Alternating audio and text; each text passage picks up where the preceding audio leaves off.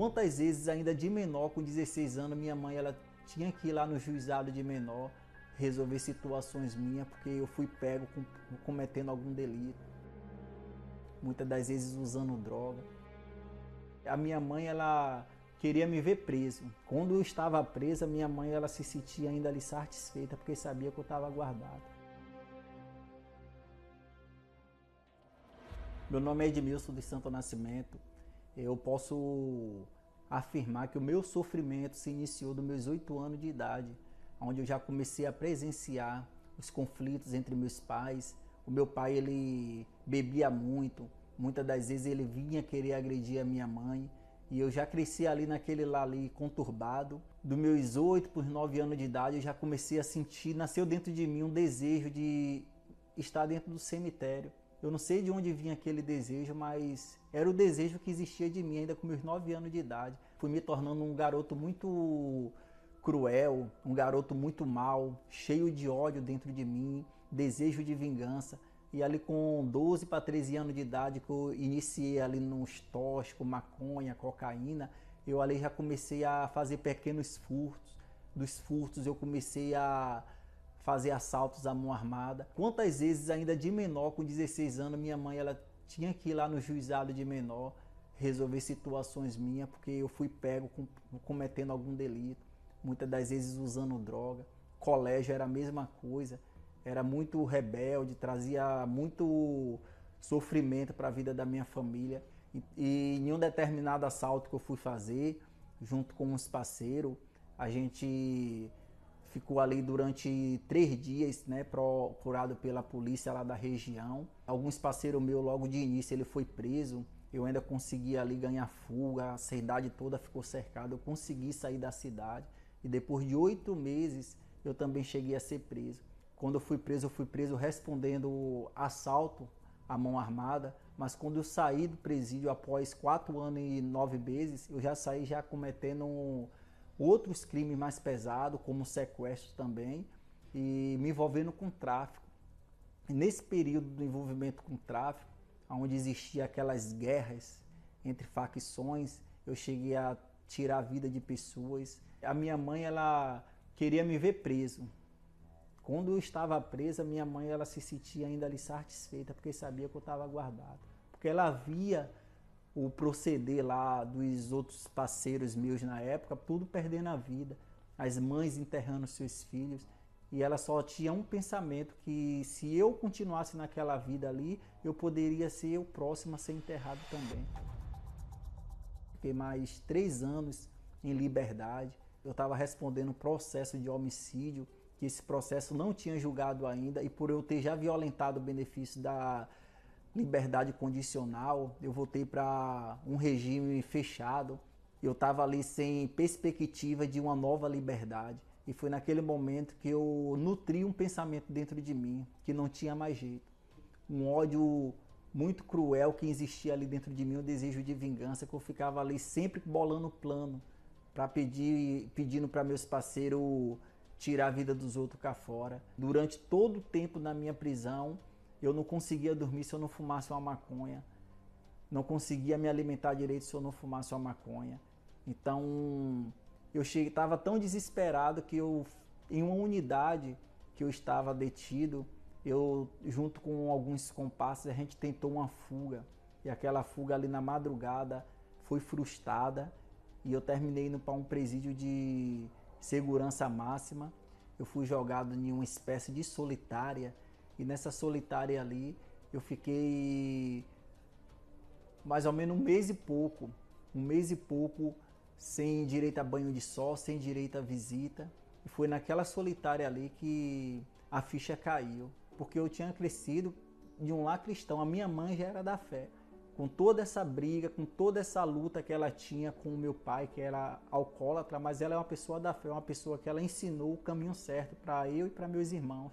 Mas infelizmente eu decidi a trilhar esse caminho que trouxe só esses sofrimentos amargos para minha vida. De um lado vinha esse pensamento que para mim não tinha mais jeito para mim tirar a minha vida. Por outro lado vinha um pensamento que havia sim jeito para mim. E ali foi como se uma luz iluminasse a minha mente, meus pensamentos.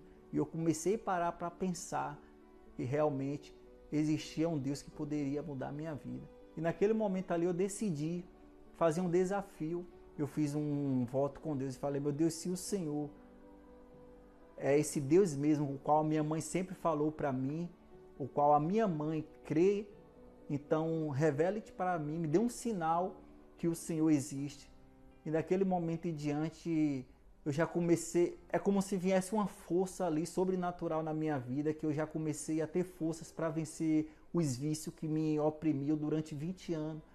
O cigarro, a maconha, os desejos de sangue, o gosto de sangue, todos os desejos que me aprisionou durante todo aquele tempo. Naquele dia em diante eu já comecei a ter forças para vencer. E ali na mesma semana que eu fiz esse pacto com Deus, já veio uma resposta de Deus, porque eu saí daquela solitária.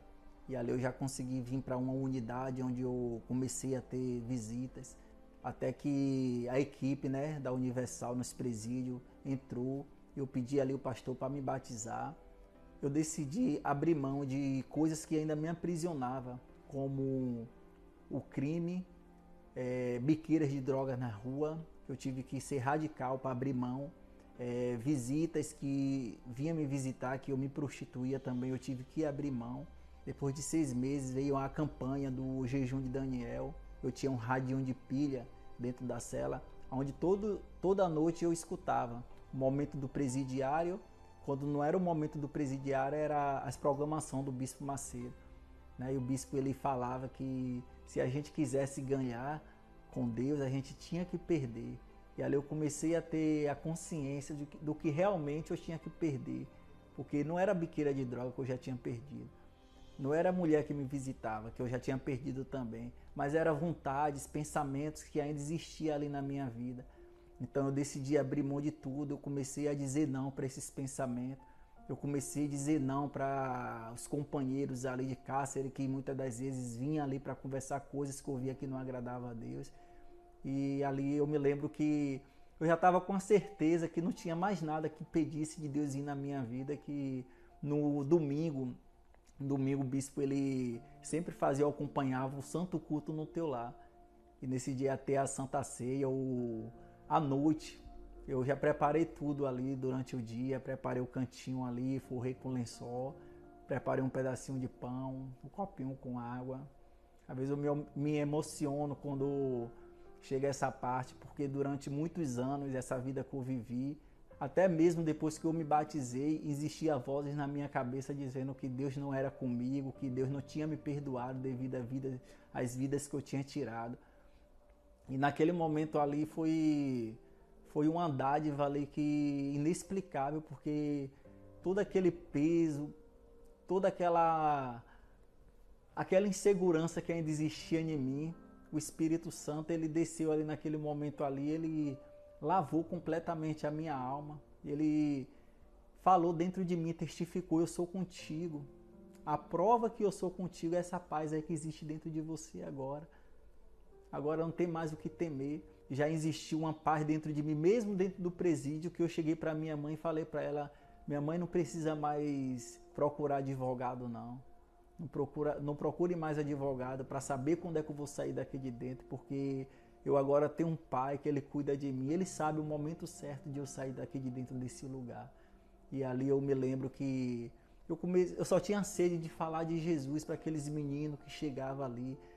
Então eu já comecei a transmitir aquilo que recentemente Deus ele tinha me dado. E após um período mais ou menos de 1 ano e pouco, eu recordo que a minha liberdade chegou e eu pude sair dentro daquele lugar ali, não mais confiando em uma arma, mas confiando no meu pai, que agora estava ali para me proteger, para me guardar.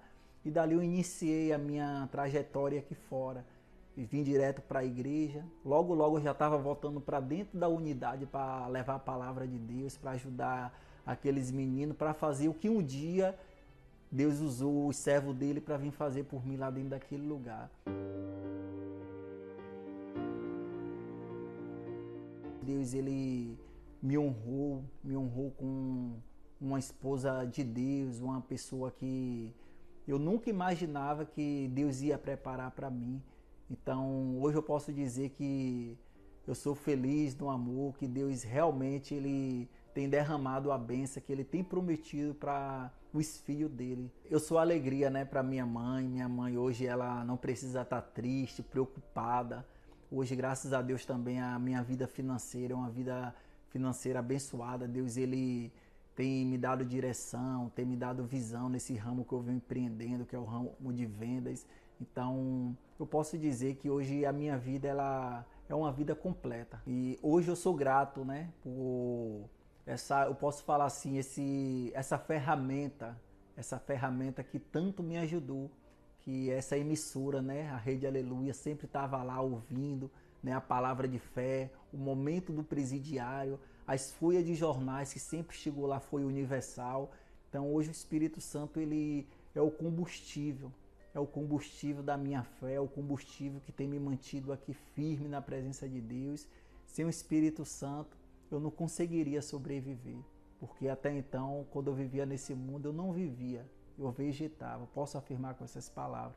E foi um resto de vida que naquela solitária eu decidi entregar para Deus, e Deus mudou, e hoje eu sou um homem muito grato por tudo.